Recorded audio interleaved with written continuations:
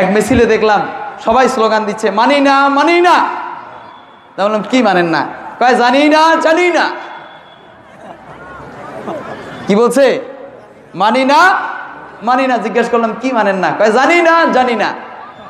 তা আমাদের দশা এমন, আমরা চাই খেলাফা খেলাফা খেলাফা। ইসলামের অর্থনীতি ব্যবস্থা জানেন? আপনি যে ব্যাংক চালান, এই ব্যাংক তো হারাম। তাহলে ইসলামে কি অর্থনীতি ব্যবস্থা দেয় নাই? ইসলামে কি ব্যাংকিং সিস্টেম নাই? কয়জন বলতে পারেন দেখি? আপনার ছেলে যে মাস্টার্স কমপ্লিট করছে, অক্সফোর্ড থেকে পড়ে আসছে, আপনার সম্পদের মেরাজ বন্টন হবে, তাকে একটু বলেন তো মেরাজটা বন্টন করে দিতে। আপনার ছেলে কামিলে পড়ছে, ভাই আলিয়া মাদ্রাসায় পড়ছেন কেউ? কামিলে পড়ছেন?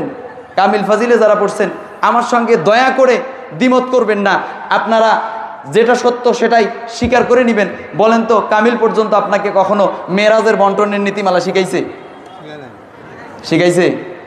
কেন শিখায় নাই? কি জন্য শিখায় নাই? এটা তো মাদ্রাসা। কারা শিখায় নাই? কারা শিখতে দেয় নাই? প্রশ্ন আসে না? এই প্রশ্নের জবাব কবে নেবেন? স্বাধীনতার কততম বছর চলে? কবে নেবেন এটা?